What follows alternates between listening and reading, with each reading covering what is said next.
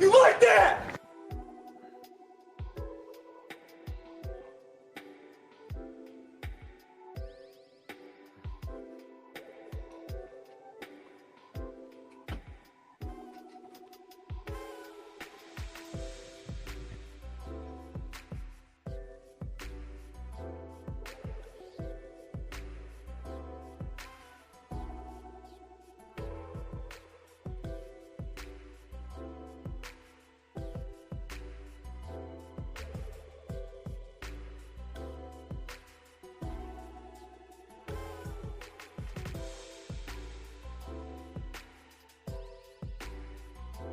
Say hello to my little friend!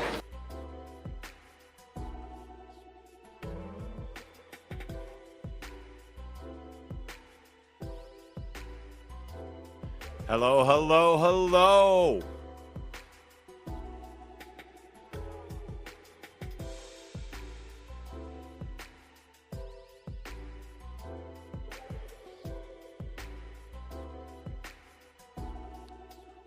Welcome one, welcome all. Welcome to the Villain Report. I am your host, Russell Wayne. I am the 313 villain. I am the UDFA of sports podcasting, the undrafted free agent of sports podcasting, the Dan Skipper, if you will, of sport podcasting, the unwanted, the unfiltered, the unapologetic voice of the fan base that bleeds Honolulu blue. And don't go anywhere, big show today. Lions, Eagles, number one seed on the line, coaching shakeups, injury updates, and a heavyweight NFC showdown. Plus, the doc, John Maakaron, will be joining us live. So grab a drink, grab some coffee, drop your score predictions, and let's get it. Drop your thoughts into the chat. And this episode is brought to you by Fanatics.com. That's right. If you're rocking with the 313, if you bleed Honolulu blue, or if you follow a different team that isn't as good, then you need to gear up like the real one over at Fanatics, our official merch partner. So here's what you do. Click that link in the description or hit that pinned comment or use that villain QR code and save up to 25% off of your order. Every click supports the channel, the page, and lets the world know that the fans of your team do it bigger and they do it better. The Villain Squad doesn't do knockoffs. We do official. We do Fanatics. Get yours. The Villain just crossed over 95,000 villains on Facebook. Got over 1,000 on the YouTube. Thank you to everybody that supports the channel.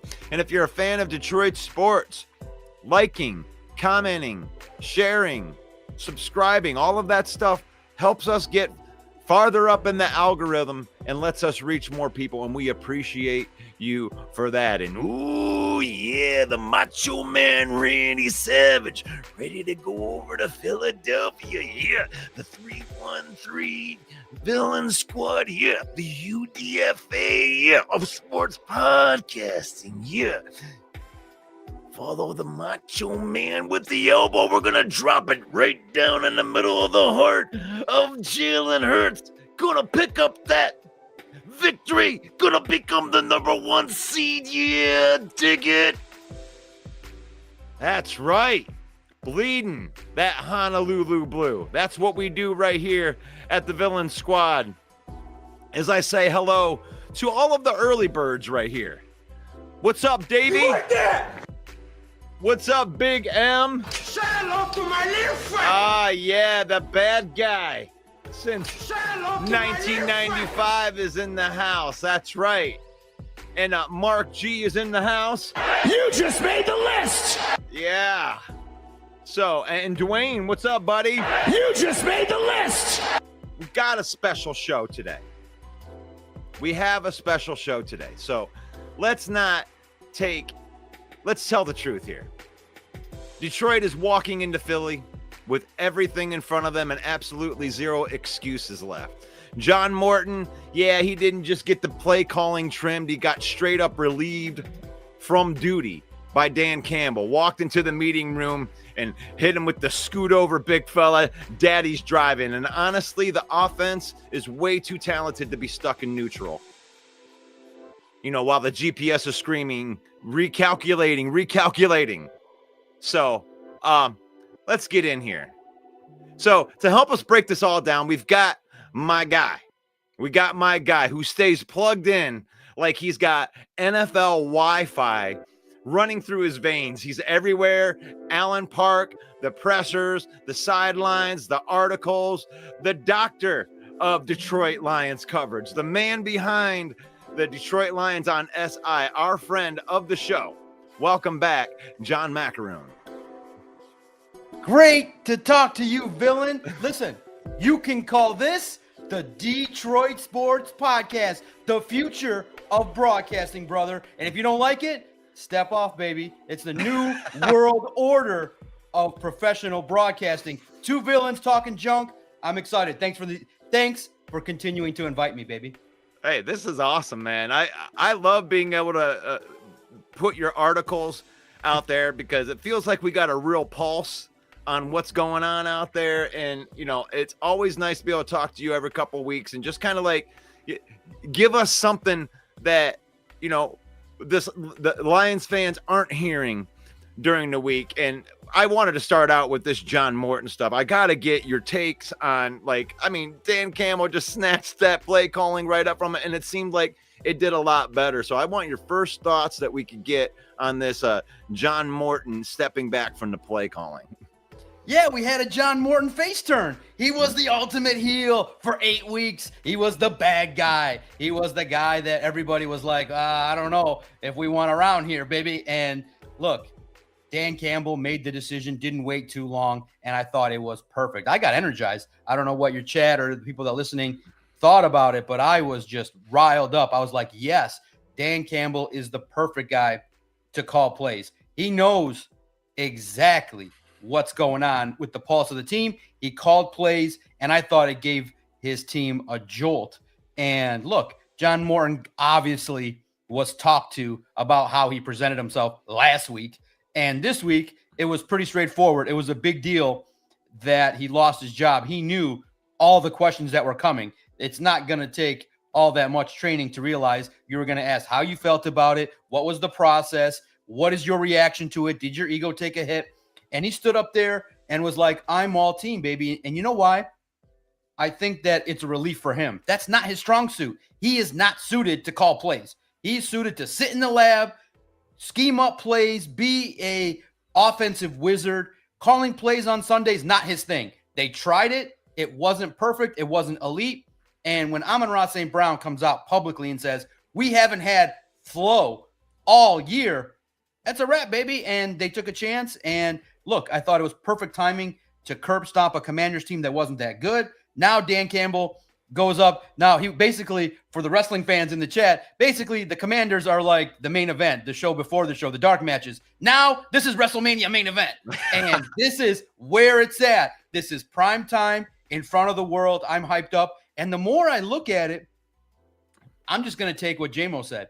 If the Lions execute, if all their ballers show out, I think the Lions have a chance to really, really leave Philadelphia with the victory. I put out a little clip saying, look, my intro preview show from last night on the Lone Wolves podcast was my intro promo to the fact that I believe it's a race to 20. I think the Lions get there first. The Lions have a lot of good weapons. And to me, the key to this game is going to be the Lions defense. That absolute sure. I wanted to share something with you that I don't know if you've seen it yet, and I do play it on every show when I make these little wrestling promos right here. But we're going to hear from Dusty Rhodes after this big victory over the Commanders. Let me tell you something, baby. The Detroit Lions rolled into Washington like the blue-collar dream itself, Daddy. Jahmyr Gibbs was dancing through that defense like sweet feet on hot pavement, hitting them for big plays all night long. And J-Mo came alive in that second half like a man touched by destiny, baby. touchdown, big games, breaking hearts and ankles.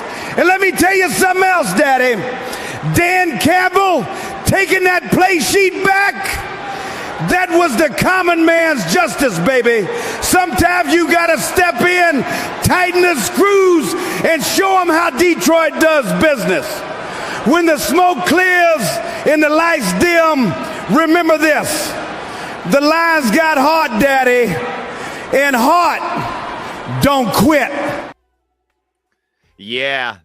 No, Dusty says it best right there. I mean, I wish I had that kind of swagger when I was talking.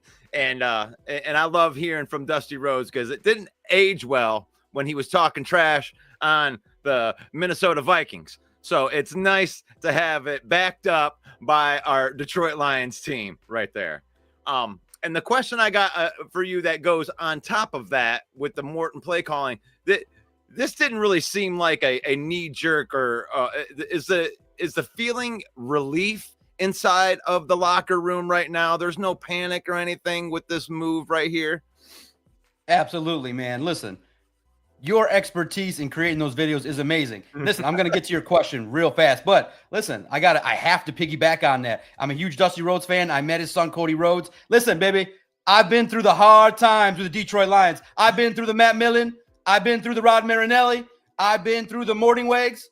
I've been through it all, baby. The hard times, a winless season with the Orlovsky. Now we got the Dan Campbell, and we're going to take it over, baby. It's the time for the Detroit Lions to rise and shine and to go to Philly and dominate. Absolutely. It was, when you look at it, the hard times are over with the play calling. And with John Morton, play calling is a sweet science, just like professional wrestling. You can't just be a mat technician. You got to sell to the audience. You got to be able to talk on the microphone. You got to be able to sell merchandise. You can't just be a one-trick pony. John Morton definitely understands defenses. He understands tendencies. But play calling is not just a list of plays. It's when to use them, who to deploy them, and when. Like, you can't say to Jameson Williams, I'm sorry, baby, I'm not getting you the football, and then you never get him the football. Like, you got to deliver. You got to, like, if you apologize to the man in public, then the next time you get him into a game, you don't get him garbage time targets. Dan Campbell, it was like, you get a target, you get a target, you get a rush, you get a rush. It was balanced. It was sequenced perfectly. And the way in which I describe it is Dan Campbell understands the fine-tuning of the ingredients. He knows exactly the right amount of salt to put in the chili, the exact right amount of heat. And John Morton just didn't. And against the Commanders' 28th ranked defense, you went out there and you curb stomped the team. And I think it's good too, because Dan Campbell can get the rust out from the lack of time that he spent play calling. He hasn't done it in several years. But in my opinion, Russell, I think that, and I asked Dan Campbell this week, I'm hearing that the microphones are jacked up now. You can always hear my questions nice and clear, the good ones, hopefully. And I asked Dan Campbell, I said, look, and by the time it got to me and I was the 9th play calling question, he's all like, oh my God, is this ever going to end? John's asking questions. Oh my God, here we go. But it was straightforward. And by that point, Dan was tired of answering questions, but I still had to ask it. That's what you got to do. And my question was, quite frankly, you look across the league and all the best offenses, the head coach is calling the plays.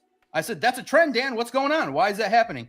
And he's like, I know of it, but I'm not sure. He's like, and I got him to say, which I think is the best question you can ask somebody, is ask them a question they have no clue about. I mean, he's like, I don't even know. I don't know why it's happening, but he's like, I'm doing it. I'm prepared to do it. And my declaration for Dan Campbell is, Dan, keep doing it for the rest of your career. Nobody is going to know your offense better than you. Nobody, Russell, no one's going to know the ins and outs of your show and your audience better than you. So I'm not going to say, on my podcast, hey, somebody else produce it. No, it's me. I come up with the ideas. I come up with the time. I come up with the way in which I want to do things. So for Dan Campbell, the problem's going to be, in my theory, is that I think 3-4 head coaches from the league are going to get fired this year that I think could come in and do the job that Dan Campbell wants. It could be McDaniels, could be Brian Daboll. I think Zach Taylor might be out with the Bengals. You have a lot of opportunities to go pick somebody better, but I also could see John Morton staying because he is somebody that the Lions trust, and I think he does a good job of studying to the degree that he's going to give Dan Campbell a bunch of information. Maybe you move him up and call it a promotion to like senior offensive wizard. I don't know, but I think John Morton has a role with this Detroit Lions organization. But the thing that you saw was Dan Campbell sequencing the plays in a way where there was basically no third downs. It was first down, second down, get a first down. There was flow, there was rhythm. And I think that the players enjoyed thoroughly Dan Campbell calling plays because they felt like, okay, Dan will get us the ball. Dan will call plays that put us in a position to get the ball. John Morton, and he kind of said it yesterday, he is more of a take what your defense kind of guy and is way too passive. Dan has the right amount of aggression where he's like, yeah, there's a chance that this might not go right, but I think he'll take the chance, and you'll start to see more explosiveness in this offense. Yeah, you know what I notice about, and I really defended John Morton when it came with this. If you look back at his scripted plays, you talk about the first 15 plays of a game, he's fine. Like, I mean, he's a genius when it comes out to knowing an offense and, you know, the X's and O's, but you can definitely tell once it got past that 15 plays that he was a little bit like of a fish out of water. And, you know, he didn't have the ebb and flow of the game down. And it's one thing that I noticed because I was at the game, which was awesome, by the way. We were sitting in section 342 on the corner where that Air Force One flew over the stadium, and it was so low coming over the stadium that I felt like I could almost touch the bottom of the airplane. It was so close. And for a split second, John, I was wondering if that plane was going to crash into the other side of the stadium. And then it was like there was this uncomfortable silence for a second, and then everybody cheered once it got over and they realized that we were going to be alive there. But it was that was an intense moment, and I can't undersell that, by the way. But it was awesome that once the game got going, you could really tell that Dan Campbell just, you know, he's really got his hands on the pulse. Because when you look at the player stats here, just like you had said, you know, you got Jamison, 5 catches, Amon-Ra, 5 catches, Sam Laporta, 5 catches, Khalif Raymond, 4 catches, Jameer, 3 catches, Isaac Tesla had a catch. So he was spreading the balls around. And I believe that this offense is unstoppable when you put defenses into a trick bag.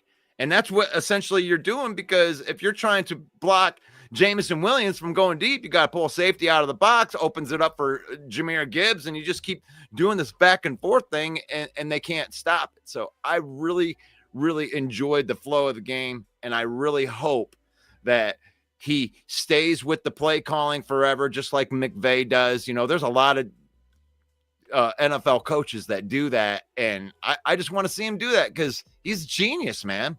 You can really feel that he is a genius. As let's get into the comments right here, see if we have anybody in here. Who's next? Philadelphia Eagles, Dwayne.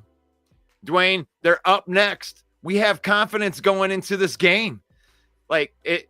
After we lose, the sky's falling. You know how it is. Like we got nothing going on. Fire everybody. It's the worst thing in the world. And then we win a game against a bad team. And all of a sudden, Super Bowl bound, baby. We're ready to go. But thank you, Dwayne. Thank you, Big M. That's right. If you can smell what the Detroit Lions are cooking, are you telling me that I need to make a baby Dwayne rock video? I will get on that as soon as I possibly can. Locked and loaded. You like that? Central Scrutinizer's back in there. I love it. I love it. Keep the conversations going. If you have questions for the doc, he'll be more than happy to answer like good questions. I do have some other questions. No, and Russell too. I put it in my order, baby. I want the Razor Ramon. Hey, yo, Dan Campbell coming to town. Listen, Chico, the bad guys coming to town, and they're gonna handle business. What you gonna do? So definitely Razor Ramon, NWO, maybe both. One Razor Ramon and then one Scott Hall. That would be great. Oh man, those are great. You got me fired up, man. I think that Dan Campbell's he's gonna call the play calling for the rest of the year, but I don't know for the long-term future. Maybe if it goes well, he'll stick with it and become the Andy Reid. But I do feel like he likes to have his finger on the pulse of a lot of things. I don't know if he's gonna want to call plays long-term.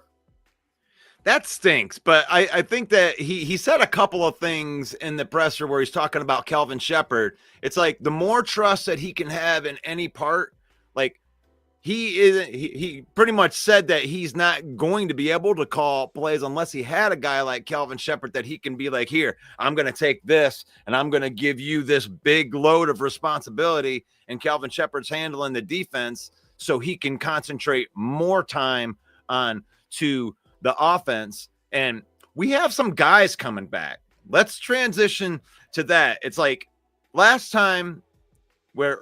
year when we're coming down the stretch, it just seemed like we couldn't get ahead of the injury bug and we're losing guys, pulling guys off the practice squad. And then you're pulling cab drivers off of the guys driving cab the day before. Get out there, play some defensive end.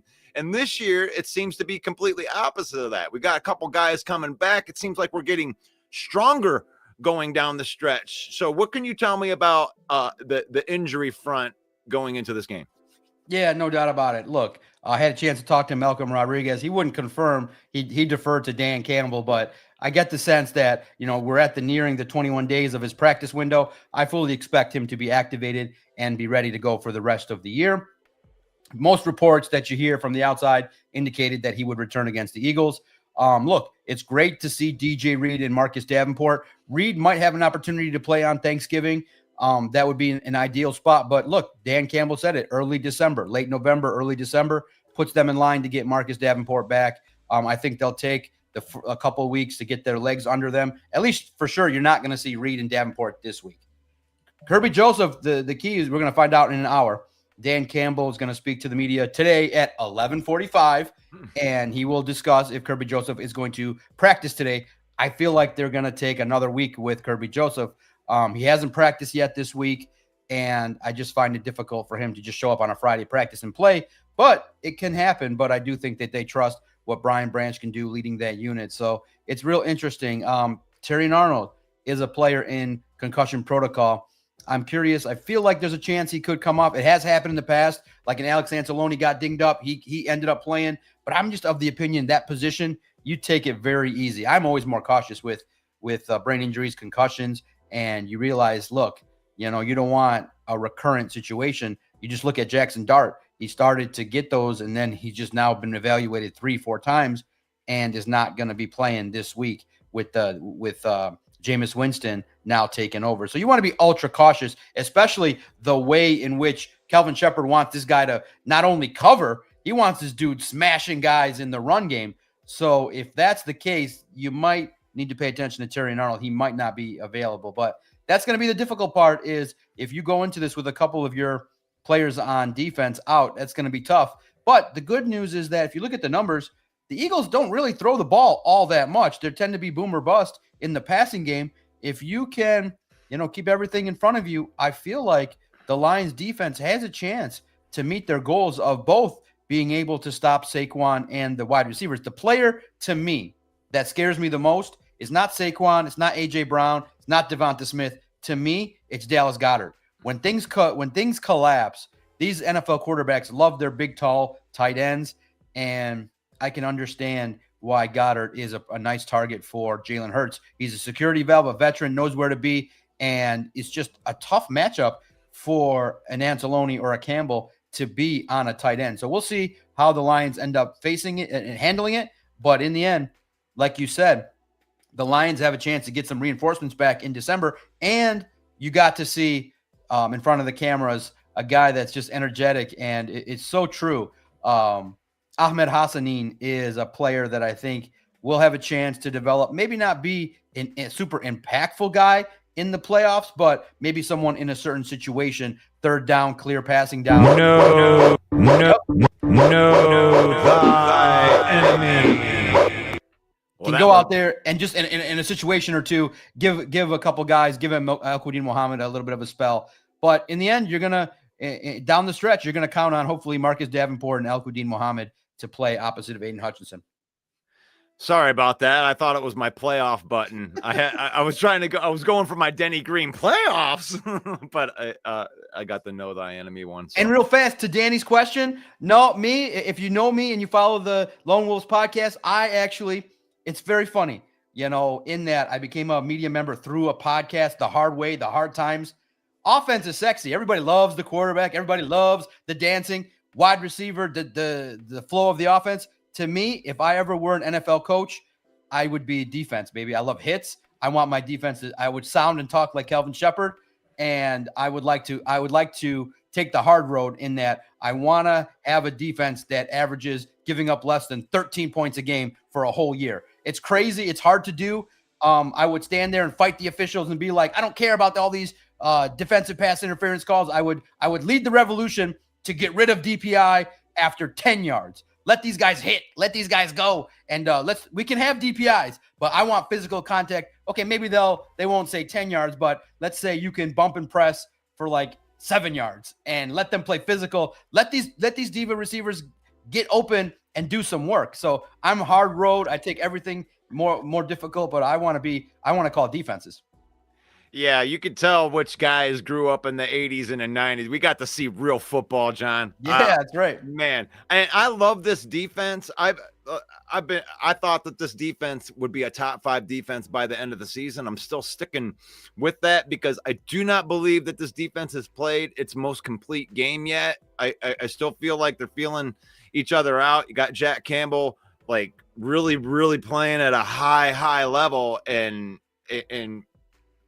a lot of these players, like the Terrion Arnolds and stuff, it's like you're wanting them to take that next step. It looks like they're right on the verge of taking this step, and they may be taking the right step at the right time. We don't need them to be good in week 11. We need you to be good in week 18, 19, and 20 when we're ready to move on in the playoffs. We want to be playing the best football and not worried about these injuries. So I'm so glad that they are taking their time with like these 21-day windows. It seems like they're using 20 of the days before they elevate them to the active roster. It seems that's why we'll see Malcolm Rodriguez, because he was elevated a couple of weeks ago. The Josh Pascal will probably be the week after that, just based off of what we've seen them do, right? I mean, and I really just wanted more of that from you because you got your hand on it. You're right in there. Is that what you're feeling out there? They just like using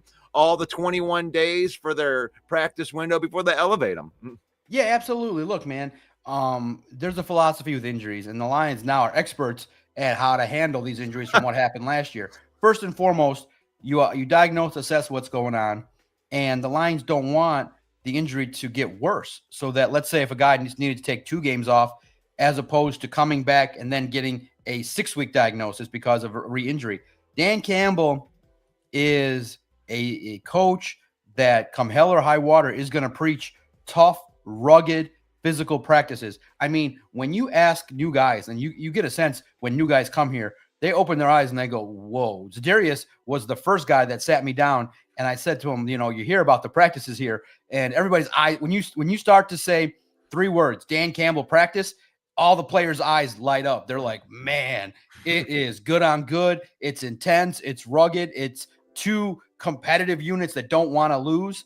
And so Dan Campbell wants the guys to practice when they're healthy and to be able to compete at a high level. So he doesn't want to set up any player because he's a player's guy. He knows, based on his previous track record of himself being injured, he's learned from his own experiences that if you rush somebody back where they're not ready, they're not in a position to help your team, and they could risk re-injury. So he always wants the guys to get acclimated, get their legs under them, feel okay without the pressure of, oh my gosh. It's psychological too. Could you imagine if, you come back and then you're right away installed into the game and you got to perform at a high level? You could make a play that just on average, is just one adjustment off and a guy is going for a touchdown. So you don't want that pressure. Dan Campbell wants it so that the guys are relaxed and they can play free and play to their strengths. And by giving them a couple of weeks to feel their legs under them, to feel good, to get back into the rhythm, and to also, this train keeps moving. Dan Campbell's offense and defense are extensive. And like Dan Campbell said, a middle linebacker from the outside, Kelvin Shepard said, we can't trade for a middle linebacker. They can't come in here and learn it within a week. So Dan Campbell, what you guys can guarantee is any player from 1 down to 69, any player on that roster he wants to put in the best position to do their job, whether it's the 16 guys on the practice squad and putting them in the right position to do the right scout team work, or it's a guy that's going to be taken to the game in a given Sunday. He wants to make sure that everybody feels comfortable that the coaching staff and their position to succeed is at the optimal level. And that's why players love him, is that he's not going to just throw them out there just to get a body out there. No, you got to be healthy. And also, too, there's no excuses. When he throws you out there, you got to contribute and execute. For sure. I got Central Scrutinizer in here wondering about Miles Frazier. Do you have any information on him? I mean, he seems like he's down the depth chart a little bit, even if he was healthy. You said it. 2 words, baby. If you know, he's basically NXT. He's down in developmental. He's taking his sweet time. He ain't getting called to the main roster for a little bit, which means, think about it, Penei Sewell, Tate Ratledge, Graham Glasgow, Coyote Awosika, Taylor Decker. That's the guys. That's who they want to roll with.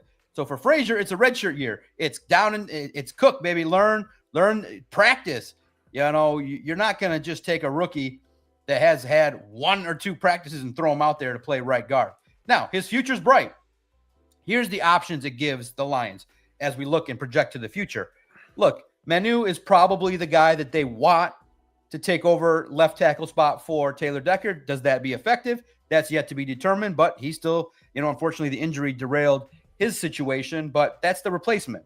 Now, I still think that they would look for competition in the draft, maybe not in the first round, but maybe in, later rounds as well. But I think that gives you opportunities, because I truly think the Lions want Tate Ratledge to be the center, and he fits the profile, and you're just not going to do that to a rookie. You want him to see and learn from Graham Glasgow, watch the tape, be somebody that's involved. And Miles Frazier potentially has the inroads, being a draft pick, to potentially being the right guard of the future. And he can play multiple spots. He might even be the center. You never know. But I do think that the size profile fits comparatively to Frank Ragnow, to Tate Ratledge. But Tate's done a great job at the right guard spot. He's taken his lumps, has been beaten a couple times, badly, miscommunications, but he's learning everything that he needs to. And also, too, this week, pay attention. He's also a secret weapon for the Lions, because when you ask about the Eagles' defensive line, he's played against some of those dudes at Georgia. He's matched up against some of those guys in practice. So some of those guys,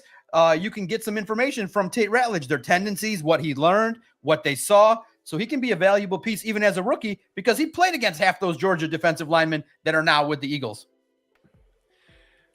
All right, so Broski Bear says, shout out Russ. John familiar with the Broski question right here. So what are the chances that Kirby gets surgery and gets shut down for the season? Seems like chances are increasing.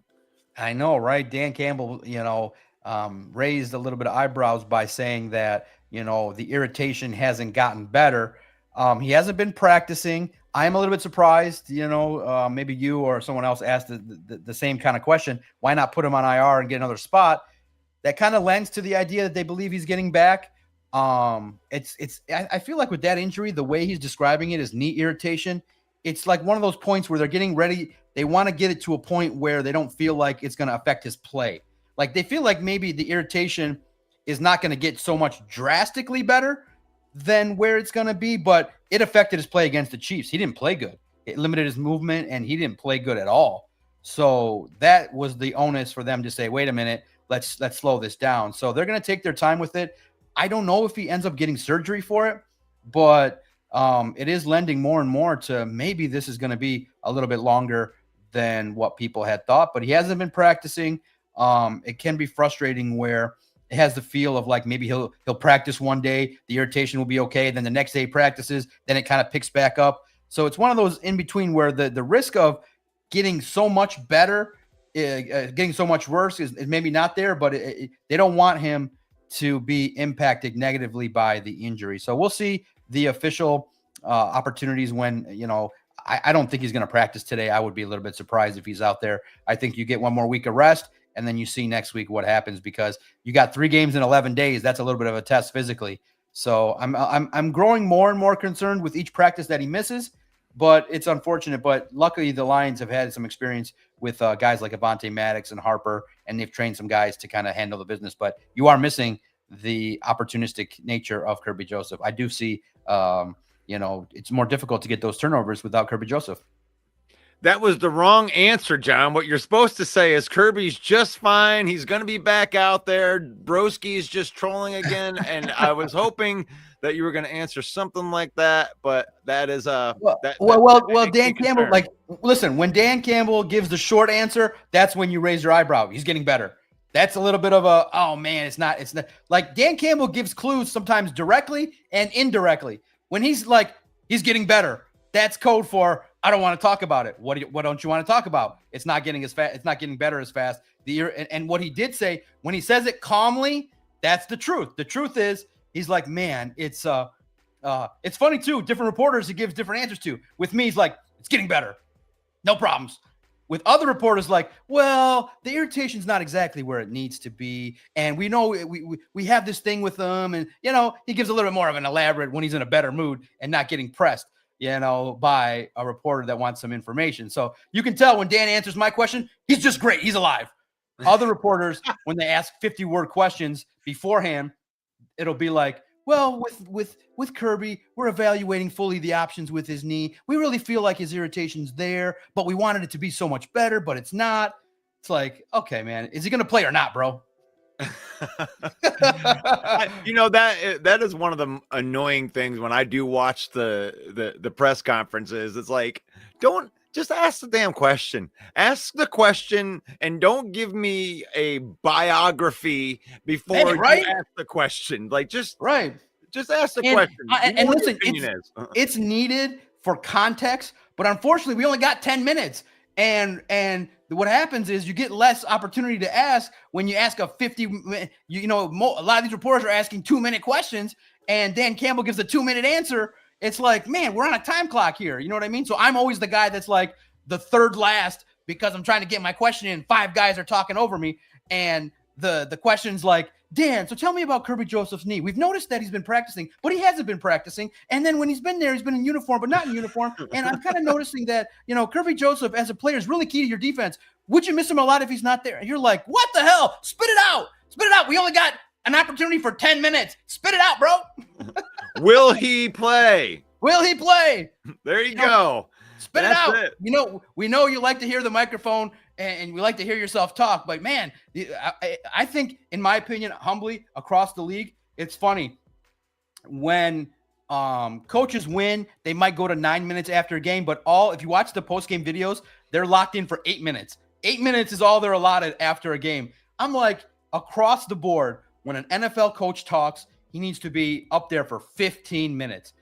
Every time, not 10 minutes, not 4 minutes when he feels like it, not to be quick. He needs every NFL coach 15 minutes, every media session, every time he talks, so that you can get a wider range of questions. Because if you notice, we were asking John Morton about play calling, and then the team guy shifted it right away after the fourth one. The team guy is going to get in there and be like, so tell me about your play, tell me about the Eagles and what you're it's like nobody cares about what John Morton thinks about the Eagles. We care about play calling. That's right. The number one thing that is on everybody's mind is what we're looking at right here. And one of the things that's on everybody's mind is, like, can we beat the Eagles? I mean, I don't know any better way to really ask that. Is like, this is a team that normally, if you're looking at same old Lions from back in the day, it's like, these are the teams that are just, they're losses, right? This is just the really, really good team. We're really good, but we can't beat the really, really good team. So, like, does this feel different than usual when we face a team that's considered to be like one of the best in the NFL? Absolutely. Listen, to be the man, you gotta beat the man. Woo! And the man is in Philadelphia. And listen, first and foremost, you have to respect Howie Roseman. I love the fact that he's won 2 rings. It took him time. He's made epic mistakes. But he's always been willing to stand up there and be accountable for him. And he's not for the lack of trying. He's aggressive. He makes moves. Oh, look, they needed and he makes moves that flop. He actually this year, and Detroit fans are classic. They're like, oh my God, look, he got Zadarius and he quit. And he got Jair Alexander and he quit. They'll find somebody else and they'll make it happen. They'll go to Brandon Graham. They'll try something, but he can do whatever the hell he wants. He's already royalty. You know what I mean? So right now, Howie Roseman's like the old Harley Race that used to show up in WCW and just stand there next to Big Van Vader and just do his thing because he's the great Harley Race, but he was way past his prime doing his thing. You know what I mean? Howie Roseman's an OG. He can do whatever the hell he wants from now until eternity. He's got 2 rings, and you want to be like that, in my opinion. But your question, straightforward. I think the Lions are catching the Eagles at the right time. They're going through things offensively. They're not in rhythm. They're also dealing with an offensive coordinator that is also dealing with some of the issues that they had. Their big mistake this last year, Russell, and it's so true. If you have an offensive line that gets a running back 2,000 yards, I don't care what the offensive line wants. You pay them. You let Mekhi Becton walk out the door. That's a big part of the reason why Saquon had 2,000 yards. I'm like, hey, I'm not going to try and replace it with somebody else. I want the guy that was part of the formula. But they didn't do that. That might have been a mistake by Howie Roseman. And it's one of those deals where Saquon is not as effective. Teams are stacking the boxes. They're not running it as effectively, but they still can. There's room for explosiveness. The crazy part is that the Eagles are like boom or bust in their offense. If they start getting into rhythm and clicking, Devonta Smith, A.J. Brown, Goddard, and Saquon, those are 4 pretty solid targets that you can win a lot of games with. But for the Detroit Lions, I feel like this opportunity is 2-pronged. I feel like the Lions offense is going to play at a very high level. I feel like they're going to move the ball well. They're going to run the ball with Jahmyr Gibbs. But I feel like this game, because the Eagles' run defense is pretty good, I feel like it's one of those games where you're going to need to set up the pass first. Get the flow going with some early passes to Amon-Ra with some screens and some slants and get him going. Then you get J-Mo cooking, and then it opens up the running game for Gibbs and Montgomery. This might be a game, too. You want to maybe emphasize a little bit of the power running game with David Montgomery, power runs. So I feel like this game is going to be a game that's going to have less possessions. I at first thought it might be a shootout, but the more you dig into it, both teams want to run the ball. Both teams can be efficient with the intermediate passing game. I do feel like this is going to be a game, and I said it yesterday before the analytical wizards got into all their DVOA and all their blah, blah, blah nonsense with the run defense and this and that. You could just see it on film that this game might end up being a lower scoring game, race to 20. But I think with the race to 20, the Lions get there. But the question mark's going to be, as I saw in the chat too today, pesky. I hate the back injury for Sam Laporta. He hasn't been practicing. I wonder if it's just one of those precautionary measures. But back injuries are tough with blocking and the responsibility. I want Sam Laporta to go toe to toe with Goddard and get better numbers. And that's also too what's. And this is also like on a taken away from this game specific. I know the Lions love their receivers blocking. I know they love their big stars blocking and Gibbs and Montgomery. And I know they love it. It's a test of physicality. But to a degree that I'm a kind of guy that questions everything. I don't have to be a slappy that loves everything. I wear a hat that says Detroit sports. So naturally, I'm a guy that is in favor of all things Detroit, but I don't agree with everything. I know that it's important to block. It sets the tone. Everybody's all in, but you got Sam Laporta, and I think you're going to wear him down with all that blocking that you're going to do. I feel like you can get 2 other guys to do that job. Sam Laporta is great, but do you want a supreme offensive weapon blocking a 340-pound defensive lineman, and do that in practice, time in and time out? I feel like you can let some guys ease up a little bit on the blocking, like Amon-Ra St. Brown. Like that takes a toll, practice, game in, game out. And Amon-Ra is not as he's your stature, Russell. So I don't want him out there blocking. I want him catching the ball. So I get it. Like, it sounds bad to say, but if there's a blocking category, make Tesla do it. Like, let the young bucks do it that aren't needed exactly right now.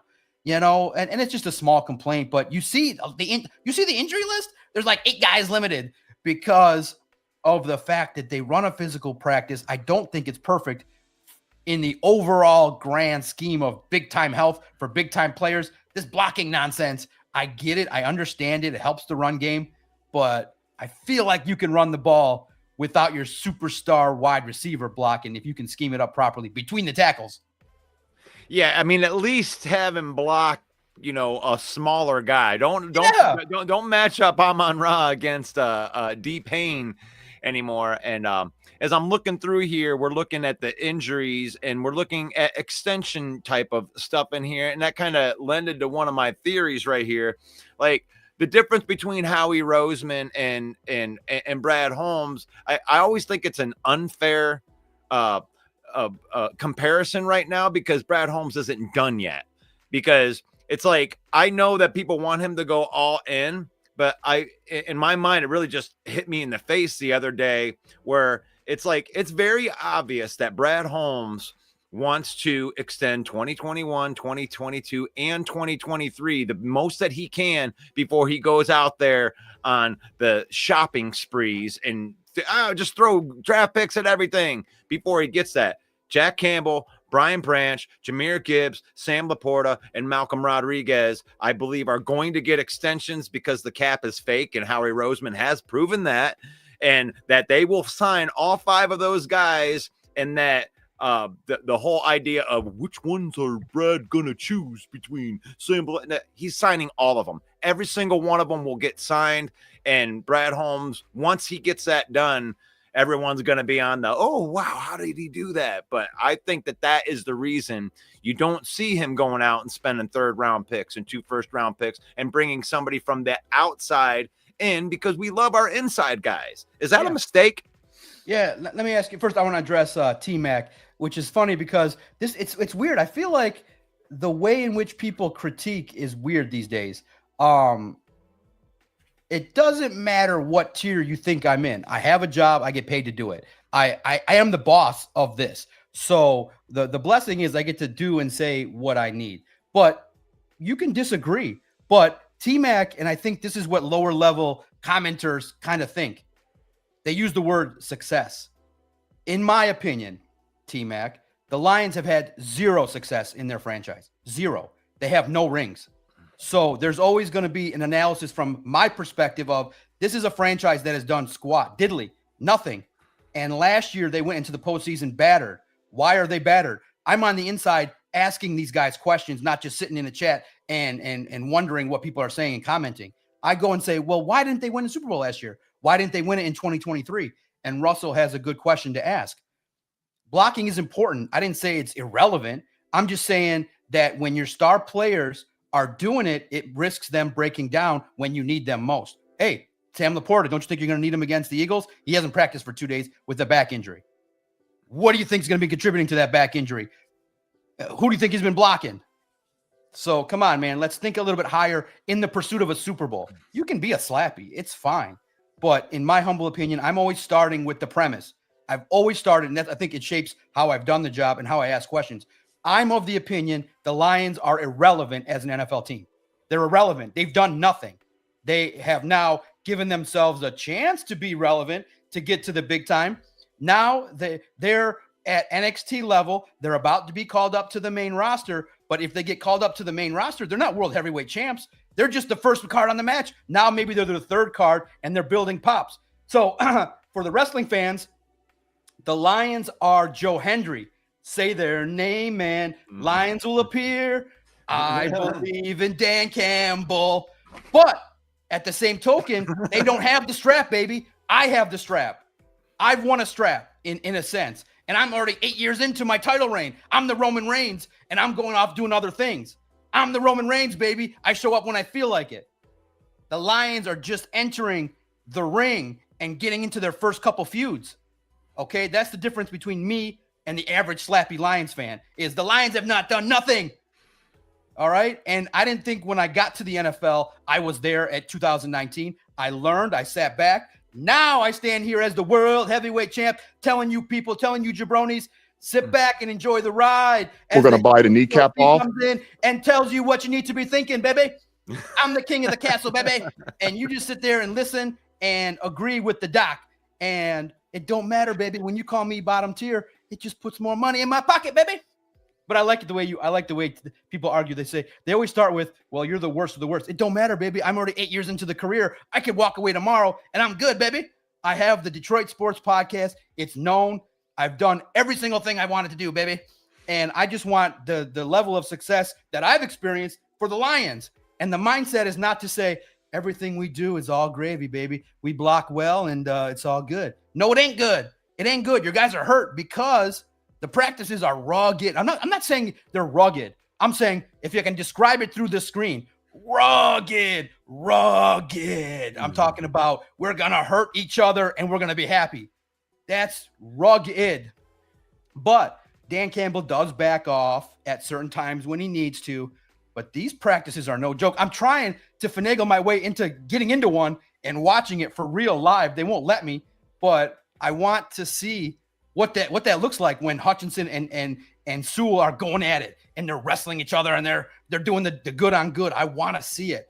But listen, man, and trust me, when the Lions do win a ring, I will back off. But I will say, hey, I think they can get another one and be that level of rugged to try and get this team to win a Super Bowl. But to your point, Russell, to your question, I'm of the opinion you got to use all the tools possible and then some to build your team.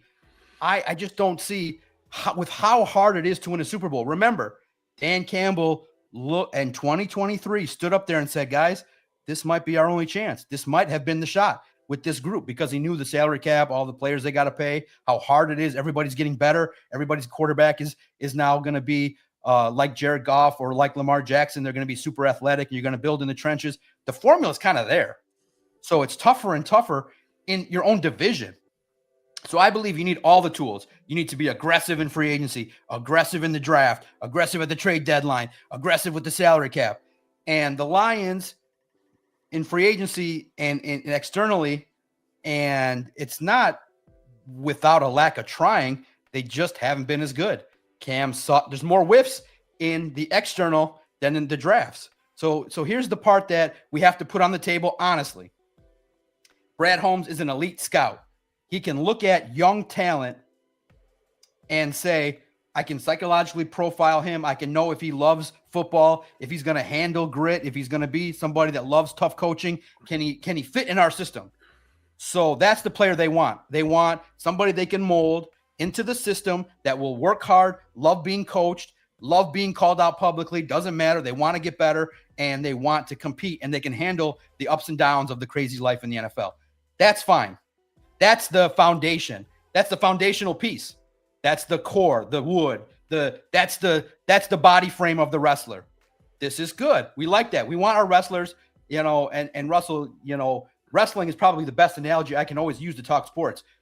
The Lions with Brad Holmes, they like the 6'3" ripped guy that has the part. Now, the next step is teach them how to get in the ring. They know how to work. Now, the next step is they also got to sell tickets. They also got to be, when they get the championship, they got to be able to sell the tickets and sign and grind and go to all the interviews and do all the podcasts and keep it going. You can't just get to the title and then fall off. With the Lions is they've kind of missing the little stuff, the selling of the business. They're missing the in-ring promo work. They're missing the finer points, the little bit of psychology that you need in the ring to get yourself over more, the ability to get people in.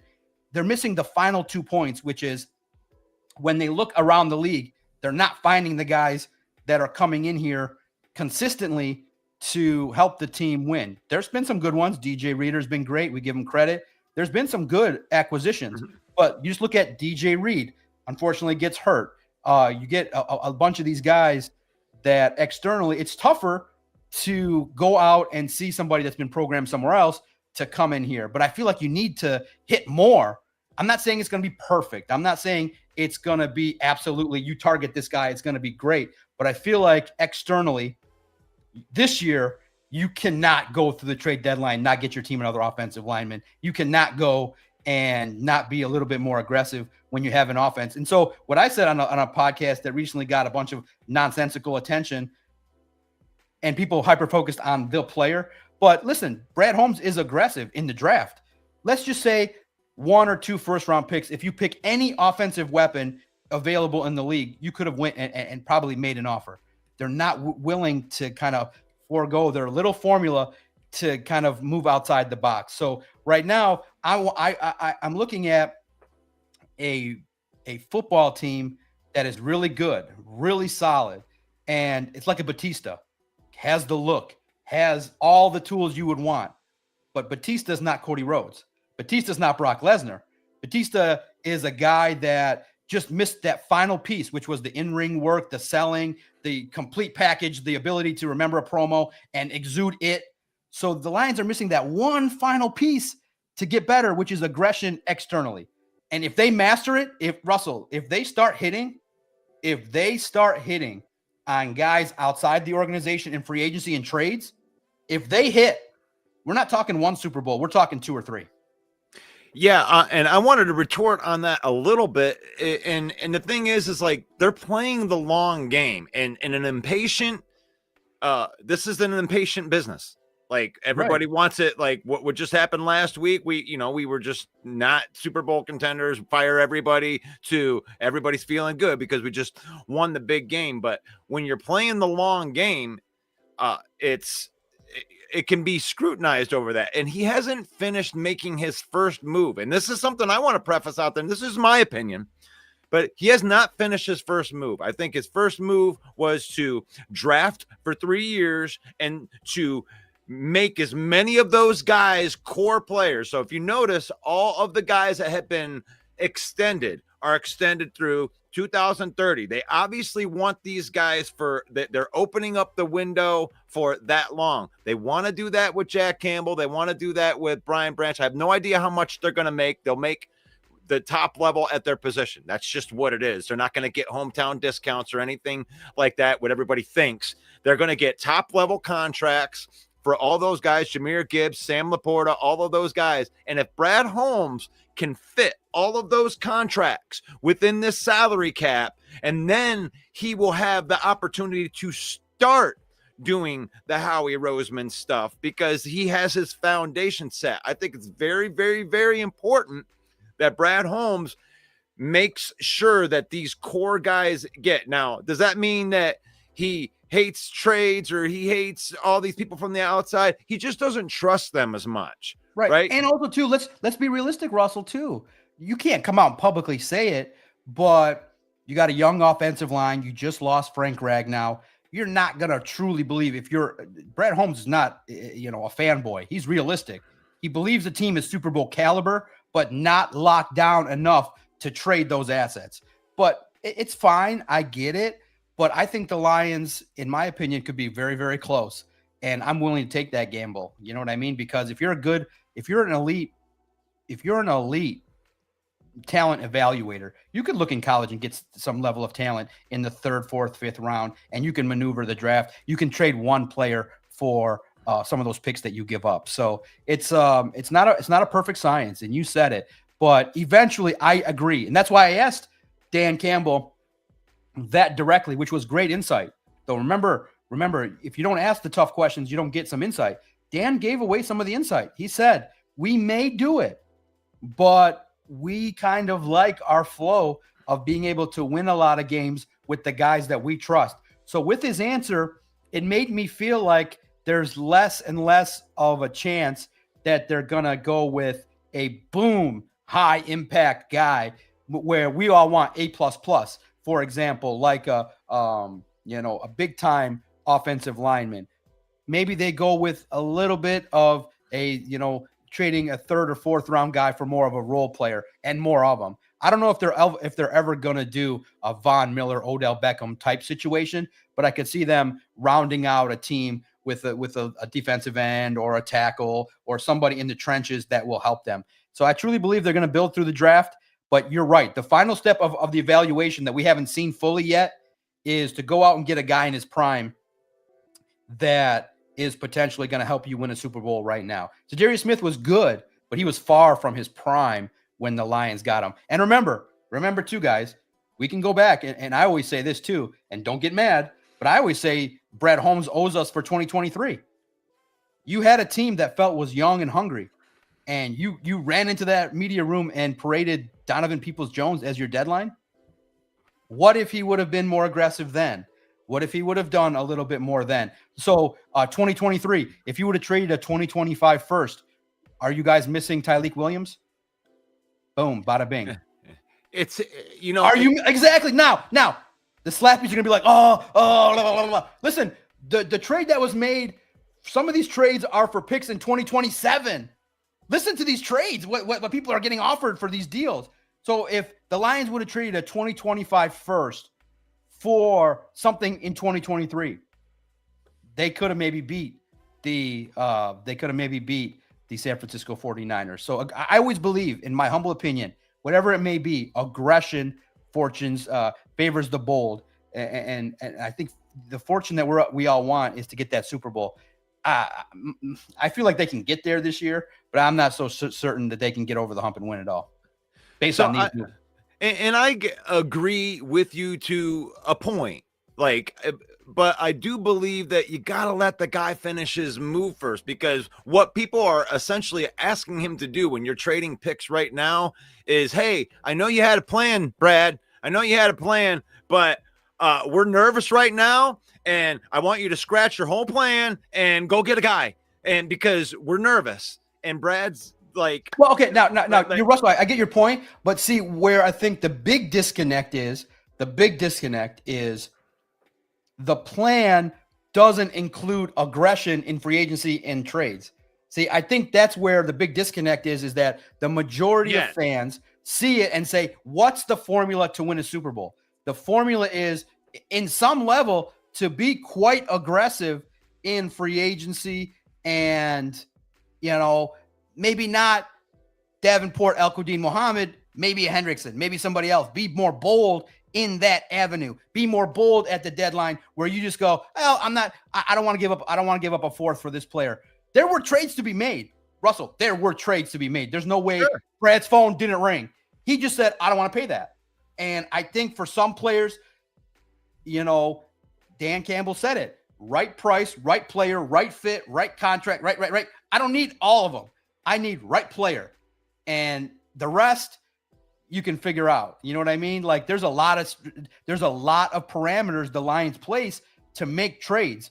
And to this point, the fan base is right now, having seen the Tigers go through the exact same thing. And we just think that as a fan base, for those that say be more willing to risk, I feel like the plan to win a Super Bowl should involve a level of aggression in free agency and in trades that should be part of the plan. That's the disagreement, is that the biggest thing that Brad Holmes can do to shut up this whole debate and stand up there and point the finger at Doc and say, you're wrong, is if he wins the Super Bowl this year with this roster without having made a trade.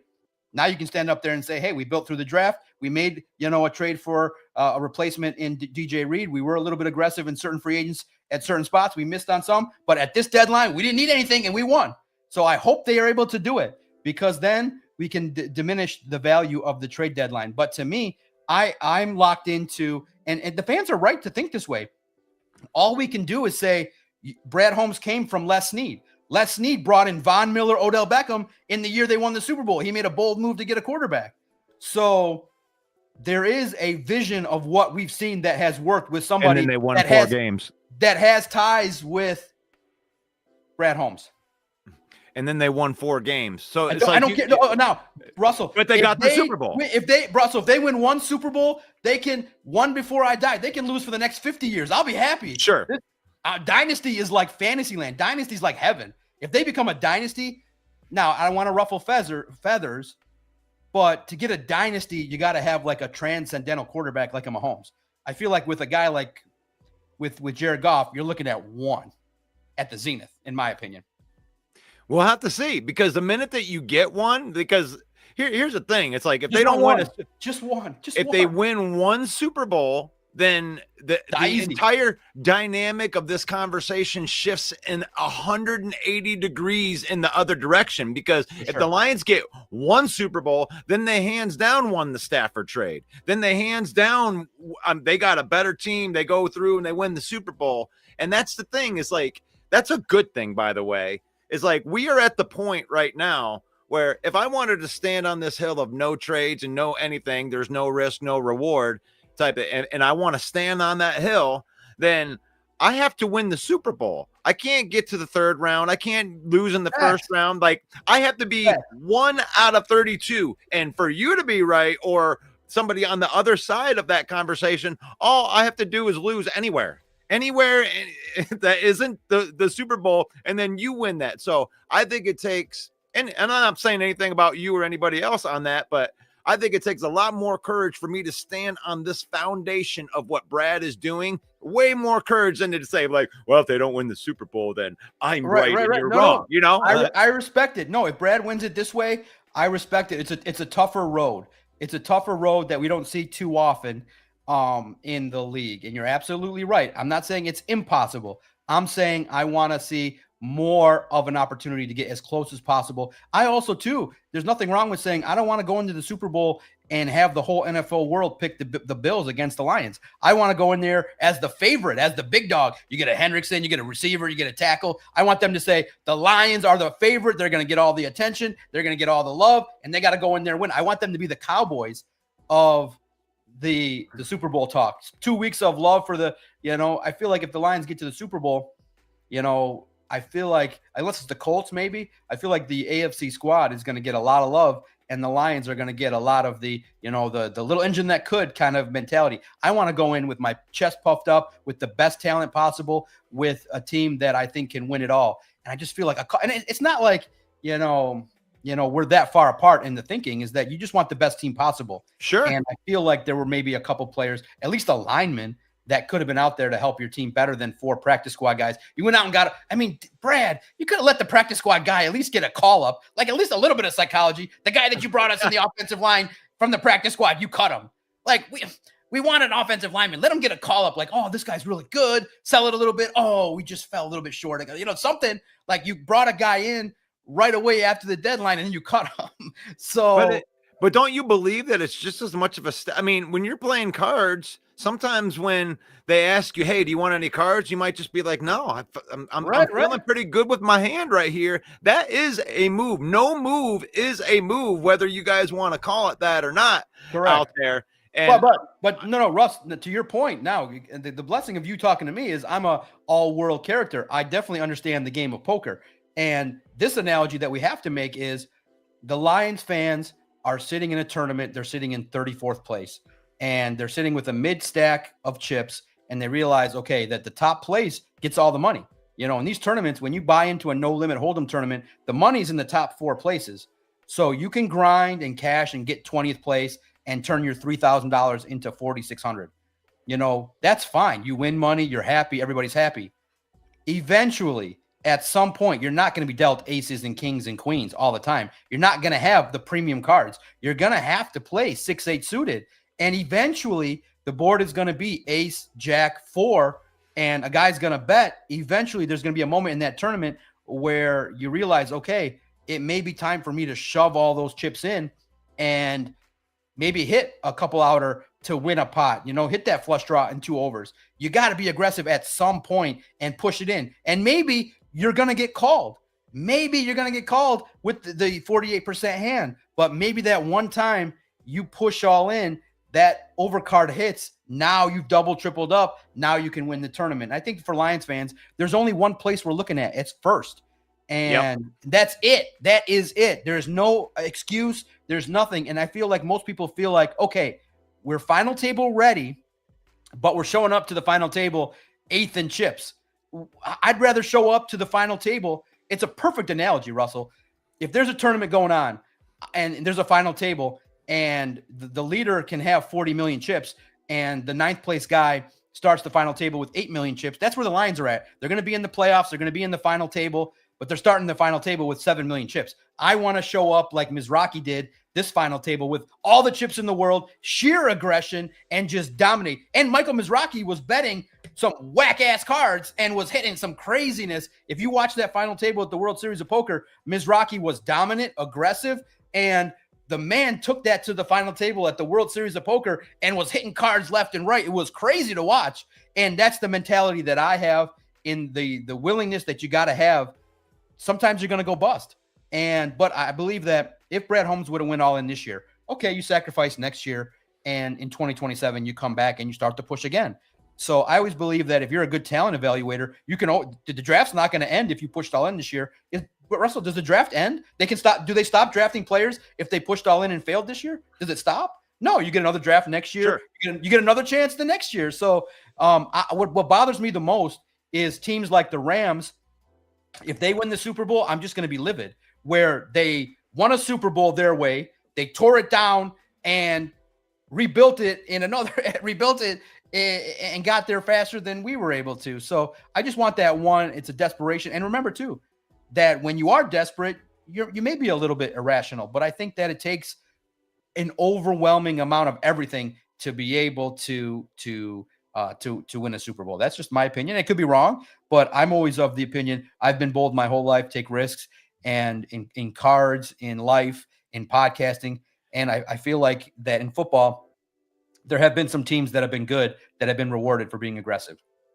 And that is very, very true. And I want to answer Mark's comment right here, because if you didn't hear me, I'm going to answer this question. How long are you willing to wait? And I told you exactly how long I'm willing to wait. Sign your 2023 draft class, and then you will be in a position to where you can go all in. But you have to make sure that you can sign all 5 of those guys that are the good guys that are on your team. And anything that you did big move wise would have stopped that. So we can't afford to wait too long. So I'm telling you, it's like, as soon as they sign those 5 guys, then I'm on your side. I'm on the all in. Russell, if you're passive, then you might end up being Terry Funk, showing up in the ring at 65 years old, just hanging on. Oh, they're going to win, baby, with the draft. Those first round picks, baby. Terry Funk. You know, you might end up being 70 years old trying to do your retirement match. I feel like we want to enjoy it so that we're not all in the nursing home when they win it. Could you imagine if this era doesn't produce one and we got to wait until we're all like retired? Be like, man, I got to be on Viagra before the Lions win the Super Bowl. I want one in my youth where I can enjoy the party. I don't want to be, listen, you know what's going to happen is they're not going to win a Super Bowl, and they're going to win it when I'm 69 years old and I'm in a wheelchair and I can't celebrate, and the one beer I celebrate puts me down in the dirt. You know what I mean? I want to be able to dance and celebrate and enjoy the party. And it's already too late for that for me.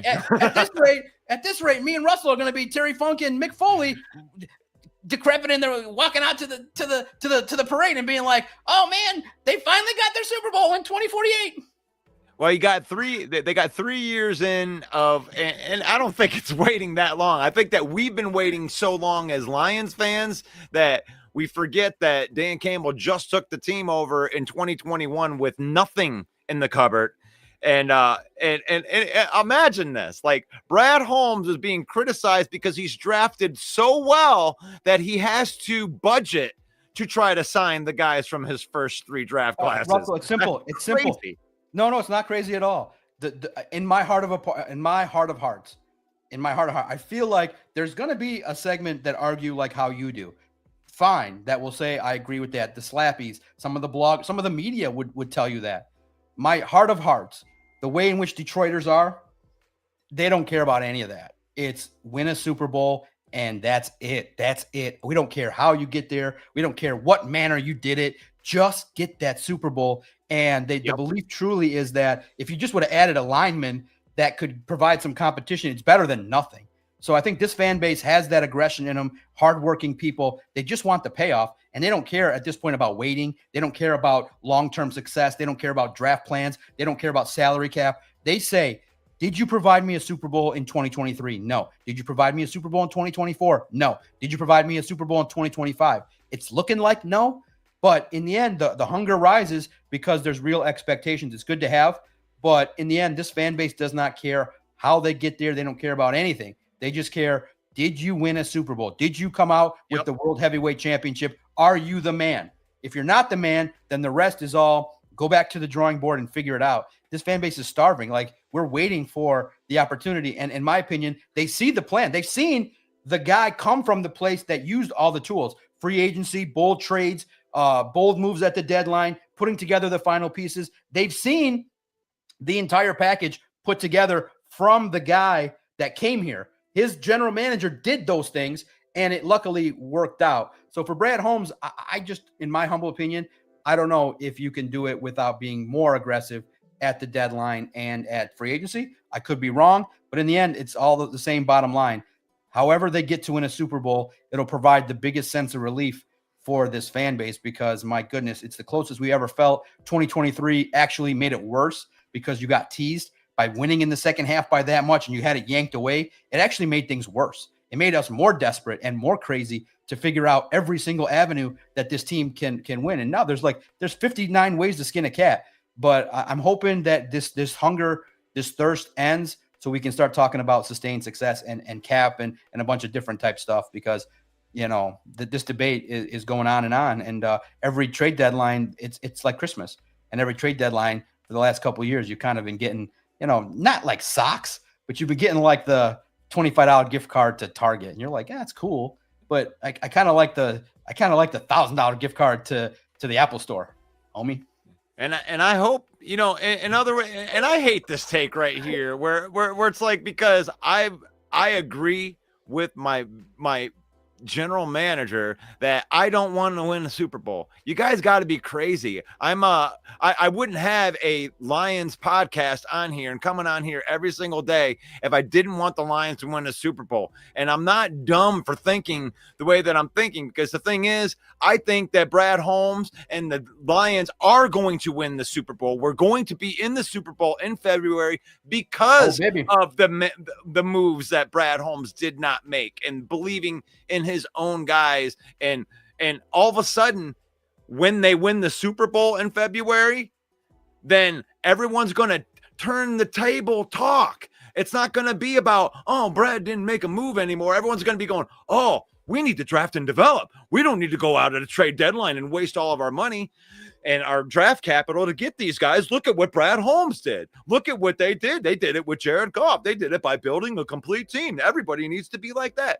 That's already happening, by the way. People are already following the blueprints that Brad Holmes and Dan Campbell are doing. And you know what? I have to wait to find mine. Y'all can call me stupid right now and tell me that I don't want to win a Super Bowl because I'm not aggressive, and that's fine. You're entitled to that. Okay, but at the same token, Russell, really, you don't think that there was a single blocking tight end that you could have traded for a fifth rounder? If you realize that not a single blocking tight end that could be upgrade over Brock Wright or the guy they brought in from San Francisco, not one in the whole league. Interesting. Is Anthony Firkser? That's the guy that you think, in the whole league, there's not a single blocking tight end that you could identify that could come in, maybe catch a pass in the playoffs and block and take some of the blocking off of Sam Laporta. Not one. Sure. Not one in the whole league. But they weren't. So Anthony Firkser's the guy. I handled this conversation a couple weeks ago when we went through that, and I'll pose this question to you. It's like, I live in reality of what was done. So out of the moves that were actually done, because I can't live in the Trey Hendrickson world because he didn't get traded. I can't live in the Max Crosby world because he didn't get traded, or that, and Myles Garrett, they didn't get traded. That's not realistic. That's Madden. So out of the players that were traded between Sauce Gardner, Quinnen Williams, and Micah Parsons, I mean, you could argue the Micah Parsons things. We can have that conversation, but we have to use players that were traded. An offensive lineman, as easy as it is to say, hey, we need an offensive lineman, we just need to trade for one. Teams don't give up offensive linemen, and I think there was only one that was done. So Russell, then if you do live in reality, Brad Holmes and Dan Campbell. Now, Brad Holmes didn't speak. He declined the right to respectfully come on my podcast. He was very nice about it. Dan said a couple things were brought up. So what that leads to me would be to interpret, there were players that they would have wanted, that they said could help the team upgrade. The issue is going to be the cost. The Lions have, just like Steve Yzerman. Steve Yzerman is a stickler. He ain't budging off a contract, no come hell or high water. He told Dylan Larkin, you're making this. And Dylan Larkin's like, how about this? He's like, you're making this. And how about this? You're making this. And I can respect that. But to me, at all costs, I don't care about draft picks. Those are risky. Your first round pick in 2025 is playing 12 snaps.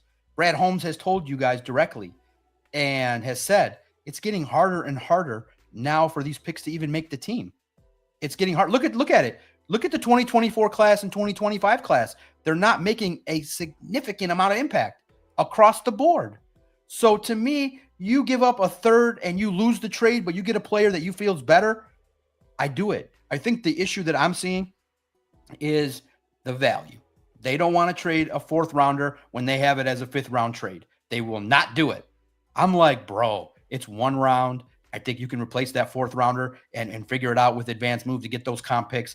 I don't care about draft picks. I feel like you've done the job in the first phase with when you were drafting high and you drafted. Now you missed on some of those Levi, Ifeatu Melifonwu. You missed on some guys when you drafted high, but you used the draft to get the team where it needed to be. 23, 24, 25 is when the attitude should have shifted to start to fill in with more high-end talent in free agency and trades. That's all. 2023, the move was simply made factually that Donovan Peoples-Jones was not the move to make to put you over the top. That was not the move. That could have been a year you pushed a little bit harder and sacrificed the entire 25 draft. Are you getting any impact from Isaac Tesla other than 2 catches? No. You're getting impact this year with one guy, Tate Ratledge. One. The rest, Miles Frazier developing. Ahmed Hassanin was cut. The other guy is an IR guy. You're not getting impact from this draft at all. So if the Lions would have sacrificed the 2025 draft in 2023, I would have felt better about the plan in place. Draft at this time, you're drafting 30th in every round. Those picks mean squadoosh in the realm of what they got now. They're not going to make the team. They're not even battling out Roy Lopez. Tyreek Williams can't beat out Roy Lopez. So that's where is this love coming from? I get it. When you got the second pick, okay, it's going to be hard to say F them picks. When you got the 25th pick in every round and you got to wait for all this talent to go off the board, and then you're going with best guy, best fit, best love, best this, best that, best that. Come on, man. You're missing out on some talent. You're missing out on some guys that you could have taken that maybe don't hit the, hey, he ain't a choir boy and he ain't going to be nice. He's going to stick us for some money. I don't care. Get the best players. And if you need to draft a third rounder to get it and you think he's a 5th round trade, I don't care. Go out and get it. And I think that's the issue. That's the disconnect, is that Trader John does not care about the value of the draft pick. If you want the player, get the player. Make it happen. That's your job. And I think that's where I need 9 things to go right before I make a trade. Listen, think about it. Brad Holmes, think about it. Brad Holmes said, it was the hardest thing I ever had to do all that research on Zadarius Smith. I had to go get his high school coach to tell me he was a good man. I had to go and see his 9th grade babysitter. And she said that one time there was an apple on the table and he could have stole it. He didn't steal it. I don't care if he stole the apple in 9th grade. He can sack the quarterback, go make the trade. He sacked the quarterback. You don't need all of that. You don't need to do a 9,000 word analysis to go trade for a 35-year-old. Like, come on. It's not that deep. You like the player, get the player, whatever it costs. If you traded a 2nd round pick for a guy that you thought was a 4th rounder, I don't care. If you want the player, get the player. And Brad Holmes makes it sound like trading is this monumental organizational shifting type thing. Brad, start with making trades and you can whiff on some. We'll be okay. Make some trades. And with some guys that are reasonably talented. And I think you did it with Zadarius Smith. I think Brad Holmes got so tired to trade for Zadarius Smith, he took the whole other year off. So, I love this conversation and I love this comment right here. And this is what makes good sports media right here. When you got 2 takes that are out and they're good and they're legit takes, then that's why we have good football conversation on these shows. Absolutely. That's a great thing. And I love being able to move forward like that. And this is a beautiful thing. This is the reason why I can get the doc a half an hour longer than I'm supposed to get the doc, because we have good conversation on here. And absolutely. And listen, I do apologize, but holy cow. And this, I want you guys to know that's listening, what kind of person I am. And now Russell now knows it. I always tell Russell, 20, 30 minutes, but there's never going to be a time where I'm going to be like, oh, okay, I'm going to stick to that. If the conversation's great, I'll give you the time. I really do appreciate talking to guys like Russell, who openly will help me out and do things on the side to help out Detroit Lions on SI. So that's the nature of it. I'll be like, Russell, I think I got 20 minutes, 30 minutes, and then we're here for an hour and a half. So that's the kind of guy I am. I hope that if you really think I'm bottom tier, that you judge my character more than my takes. Takes come and go. Russell could be right, and I'll come on here. If Russell's right and they win the Super Bowl, I will come on here and say, Russell was right, I was wrong. Being that way just was clouded by my desperation to win a Super Bowl.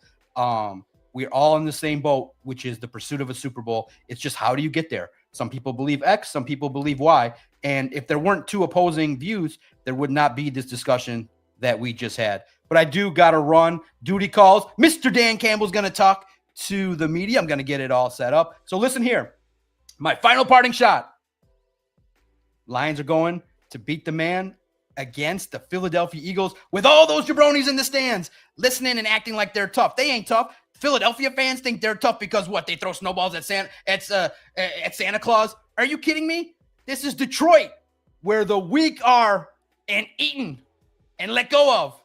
This is Detroit. You think Philly's tougher than Detroit? Are you kidding me? Those fans act like they're tough because they take batteries and throw them at people and they boo people. Are you kidding me right now? This is Detroit, the best fan base in the world, with the best sports fans, the best bloggers, the best podcasters, the best villains in history. So the Lions are going to march to Philadelphia. They're going to curb stomp the Philadelphia Eagles. They're going to take the title, and they're going to enjoy the new reign that is going to be the single greatest reign in NFL era, led by the greatest of all times, baby, Dan Campbell. I'm John Maakaron. I represent the Detroit Sports Podcast. And if you like it or you don't like it, it don't matter, baby. Because guess what? I'm GM riding, scooter riding, North Face wearing, middle class, energy, baby. And you ain't going to shut me up, ever, of everdom. You don't like me now? Wait till tomorrow. Peace. Russell, let's talk soon. I'm out. That's right. John Maakaron. Dude, I love having John on this show, and I appreciate the people that agree or they don't agree. That is such a good question to ask about the trade. And I will say this. He said that he would come on and say that he was wrong.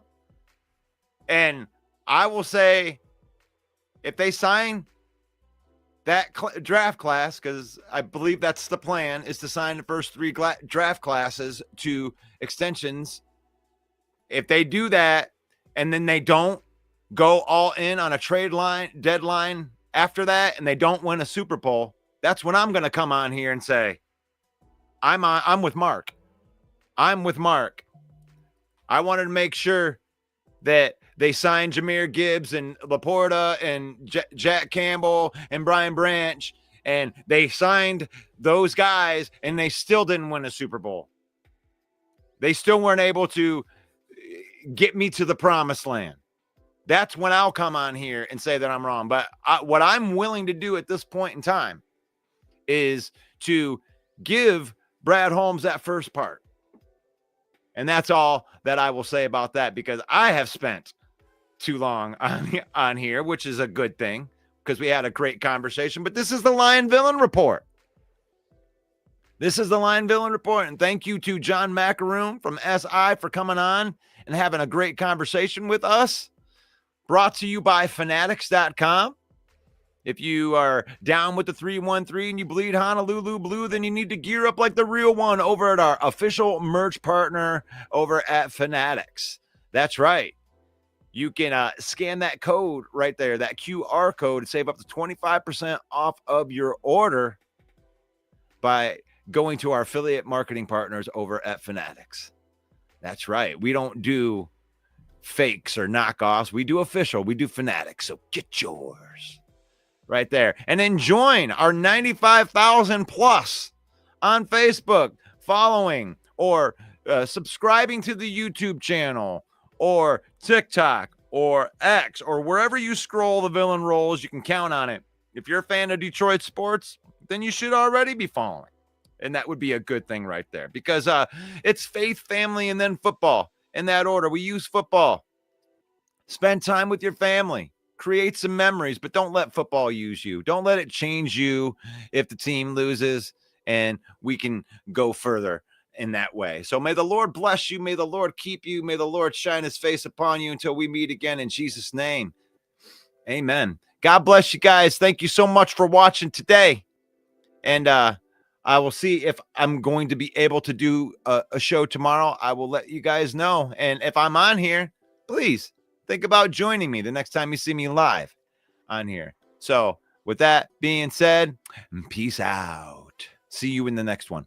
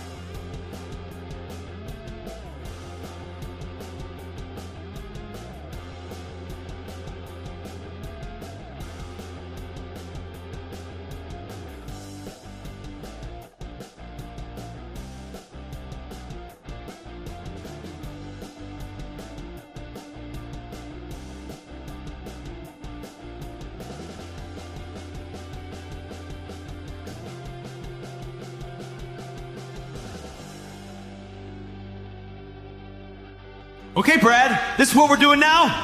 The Colts and Cowboys are out there building the Avengers, and you want to collect bargain bin Pokemon cards? You want to sign some guy nobody's ever heard of off a practice squad? That's your big move, huh? Do you know what happens when the entire fan base is sitting around refreshing their phones like it's Black Friday, waiting for anything from you? Huh, Bradley? Do ya? Do you know what happens when you let the moment pass? When you let the league party without you and you sign a player whose Madden rating is NA? Bradley Holmes! You just made the list!